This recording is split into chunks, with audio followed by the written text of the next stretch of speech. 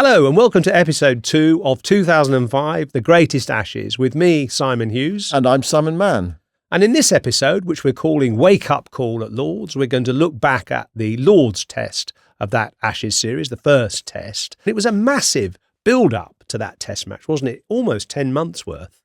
Well, it's easy to forget that England had a significant victory against Australia in the Champions Trophy semi-final the previous summer, the end of the previous summer. England actually lost the final to the West Indies. The tournament was played in September, but there was a day at Edgbaston where England took down Australia. They beat them quite convincingly in the semi-final, chasing mid-250s. They won with a bit to spare. And there was just a sense that, okay, it was a one-day match. But there was just a sense, hold on, this Australian side, which contained a lot of the players that were going to go on and play in the Ashes, could be beaten. England could actually beat them because England had such a poor record. They'd lost 8 series in a row. They'd lost 4 series at home. They didn't have many victories against Australia, full stop, not just in Test cricket, but in one-day cricket as well. So then fast forward to that start of that summer. England had done really well in the winter as well. They'd won a Test series in the West Indies, which was really significant for them. So this England team was coming together. So there was this great Australian side with all these champion cricketers, and there was also a really emerging England side as well.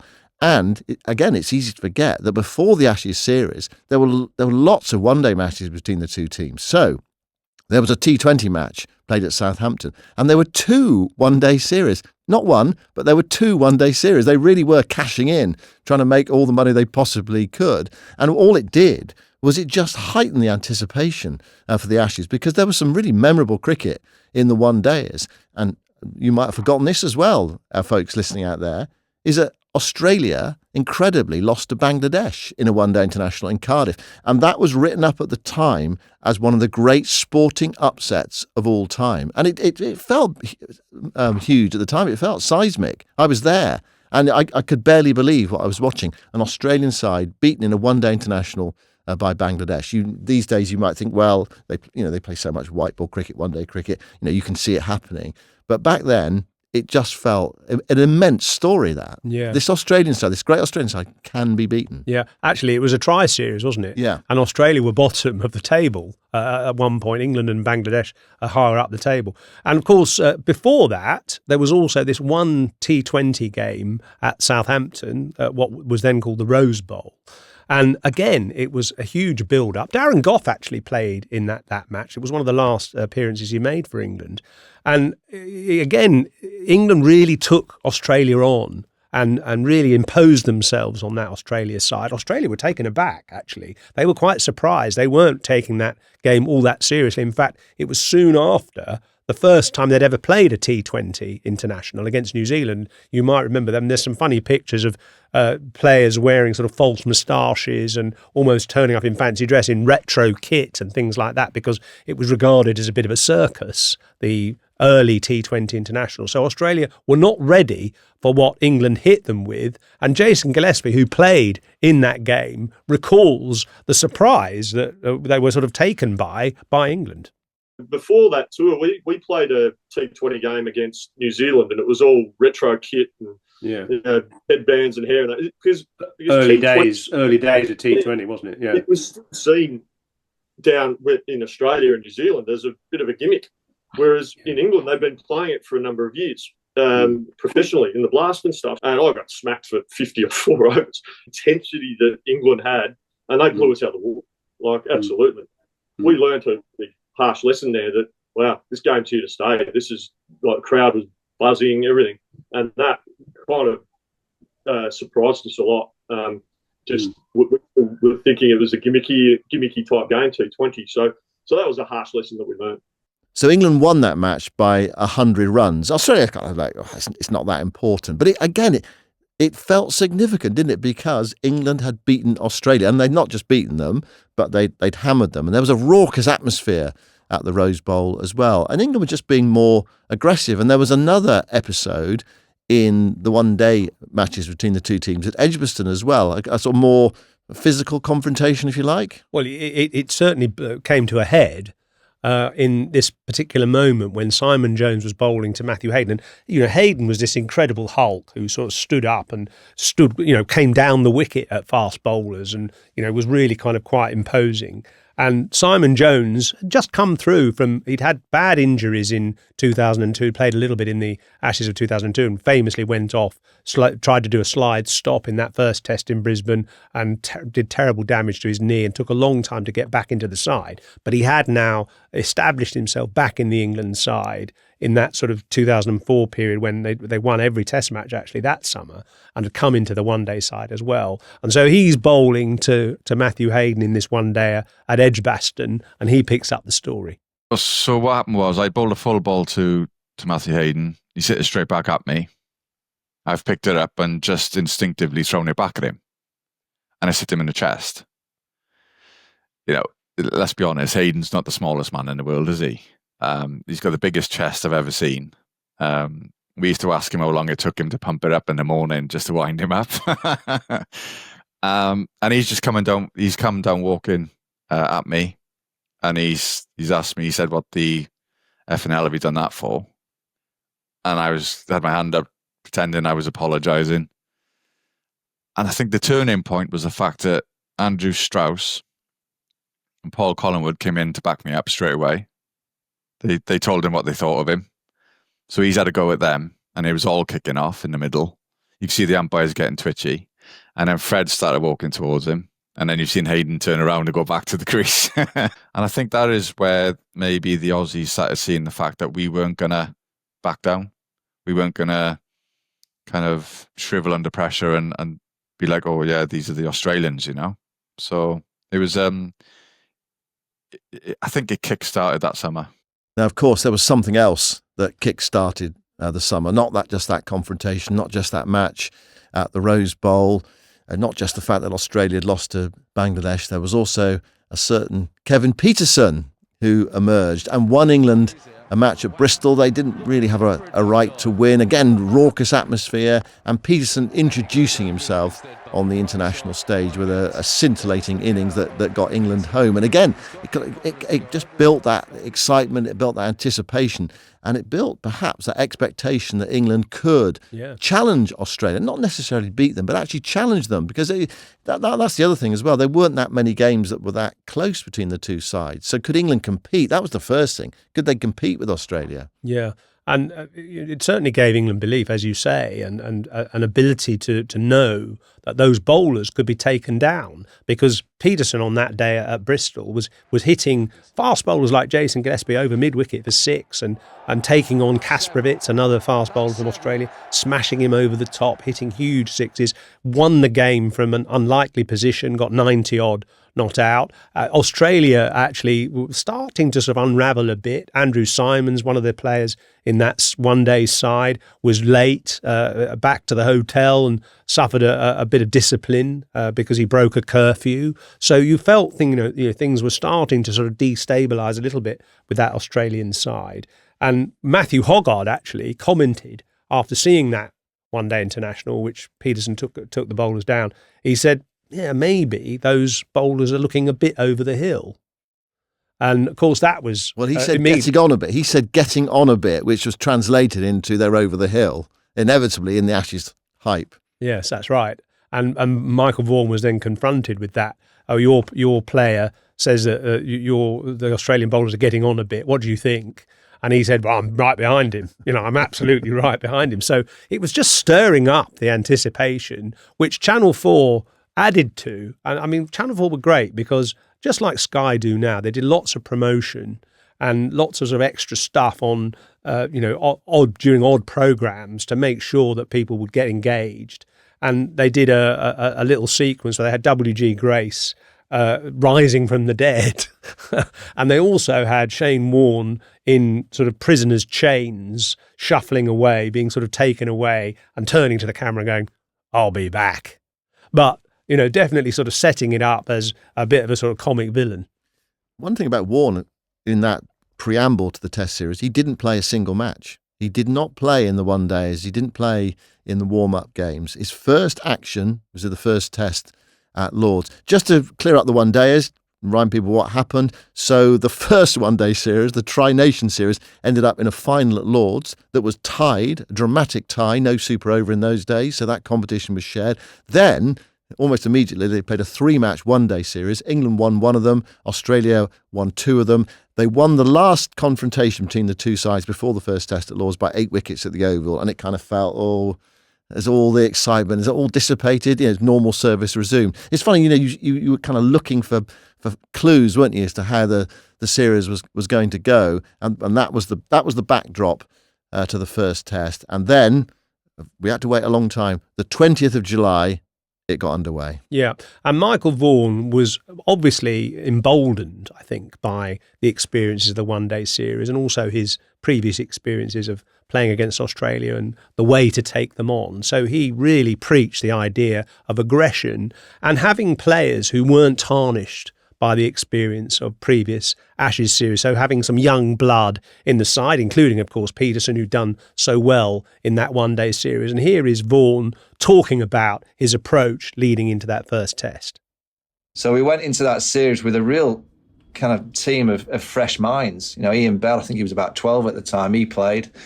But that was important for us, that we didn't have any of the old baggage. I think there was me, Trez, Simon Jones had obviously played a little bit in Brisbane in 2002 before he got that awful injury. Harmison had played a couple of tests against them, but we didn't have that much experience of playing Australia.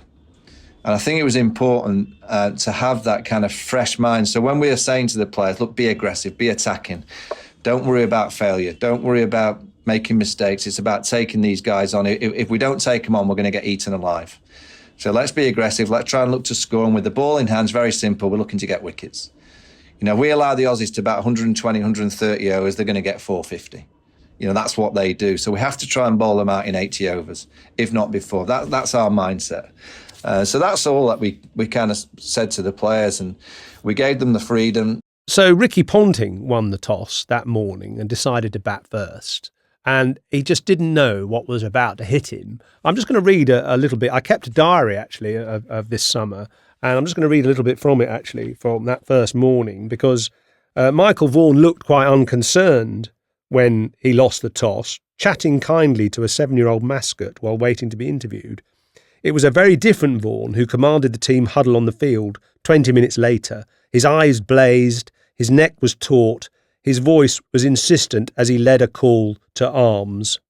And I think that really took Australia aback. And actually, Jason Gillespie, who was playing in that match, admits it.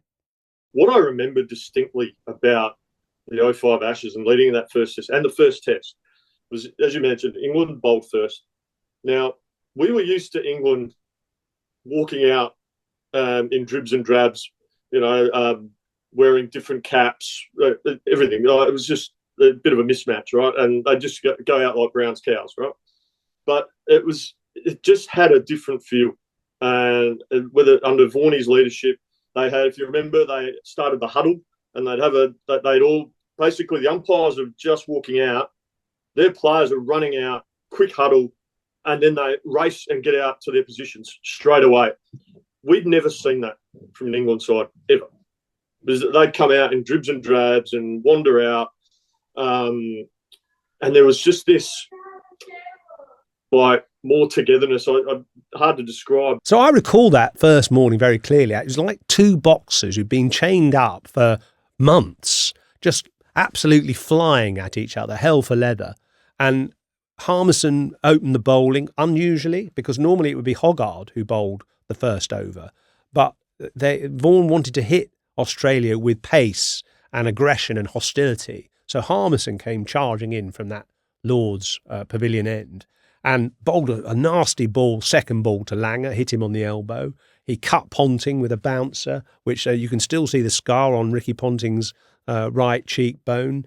He hit Hayden on the helmet as well, and it was just incredibly compelling. It was real sort of pugilism, actually, wasn't it? Do you remember that? Yeah, visceral cricket on that first day. It was also played in fast forward as well, and there was tremendous anticipation for that first Test match, and there was so much action packed into that. Just the first day, wickets falling and blows being struck. Australia were 97 for 5 at lunch, and the England supporters who were there were probably thinking, goodness me, perhaps something is stirring, perhaps something is about to happen. Yeah, and actually, I remember hearing from the media that each newspaper, just showing the anticipation and interest in this series, each paper had sent, or tabloids and broadsheets, had sent sort of 5 or 6 writers, columnists and so on. And they already had bundles of material after just that first session, 97 for 5.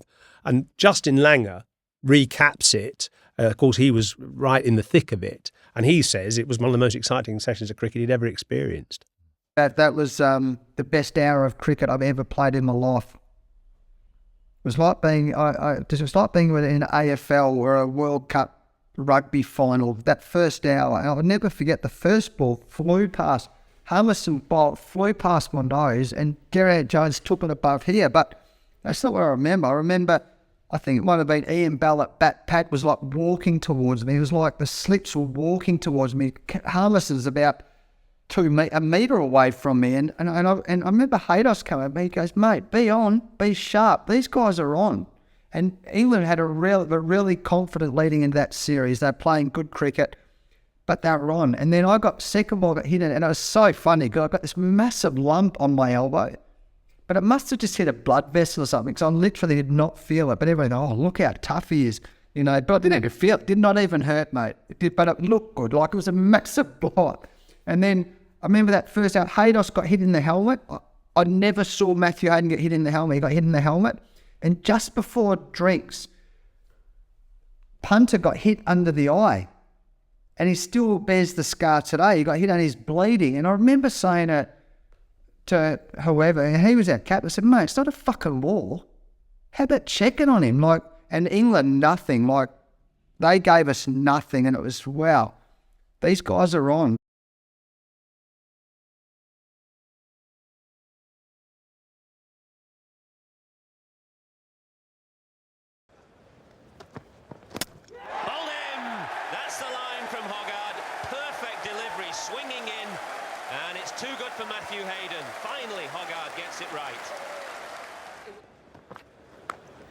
That's lovely cricket.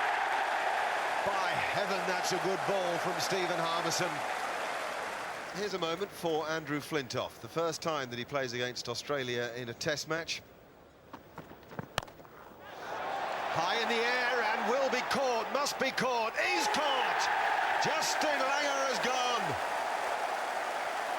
Freddie Flintoff has his first Ashes wicket, and what a wicket it is! 15 overs gone, 66 for 3. Simon Jones into the attack. Gone! Simon Jones strikes first up. Damien Martin is caught at the wicket. That was a magnificent delivery. Fast, beautiful line, bit of bounce there as well. The right place to bowl to Damien Martin early on. And yes, it's the very slow raising of the finger. With the naked eye, it looked about as plumb as you could get. So do you think Australia actually kind of relished the fact that someone was taking them on? You know, they kind of had it their own way for so long. They had this great side. And, you know, there was talk as well, wasn't there, in that period where they were so dominant against England of, oh, what's the point of playing 5-match Ashes series anymore? You know, we should cut it down to 3. You know, a few Australian wags were saying that sort of thing. So do you think they were actually thinking, this is what it's all about? This is what it should be all about. At last, you know, we've met someone who is going to have a go at us. Well, I think that's well put. I think absolutely right. And if you think about most of the real dominant sports players, they want a contest, don't they? They want a challenge because that inspires them to greater heights and to greater achievements. I mean, Ian Botham, who obviously was a previous Ashes hero, if you kowtow to him, he doesn't respect you really. He actually wants a bit of a fight, even a verbal fight. If you argue back to him, he gets involved and he gets quite excited. So I'm sure that was the case with Australia. And of course, in a way, that 97 for 5 morning session stirred them up to actually get back to their best. I was so highly strung when I was on the field. Nerves, excitement. I never, ever stopped stretching. People used to make fun of me. If they looked over at me in the field, I'd always be down stretching my glutes, so quads, hammies, whatever it was, calves. I was never, my mum used to call me the fidget because I was never still as a kid. I was always doing something. And I think that's the way I kind of kept myself ready to go. People might have thought, oh, he's got issues or something. But I always kept myself in a kind of physical state where I could go. So I think maybe that's why at times when I first came on, I'd pick up wickets. And to get Damien Martin like that, to be fair to Damien, I think it was a ball on fourth or fifth stump. Nice length. And I think he thought, I'll start my series off with a back foot drive through the covers for 4. And it nipped away slightly and got the edge, and it flew through to Geraint. So it was a perfect start for me, obviously dreadful start for him. One other aspect of that England performance was that Freddie Flintoff got Adam Gilchrist out, bowling round the wicket, caught behind. And Gilchrist was a real tormentor of England, and for many other teams as well. He averaged 61 against England, coming in at number 7.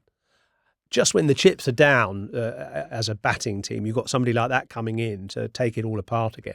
I mean, he had incredible impact on Test matches, and England didn't know how to deal with him. But they found, by chance, actually, the way to bowl to him. And it was in one of those one-day matches where Freddie Flintoff was bowling to Gilchrist, and the footholds over the wicket were a bit rough. So he thought, I can't really grip there, so I'll bowl round the wicket to Gilchrist, left-handed. And it worked, and he got him out quite early on in this one-day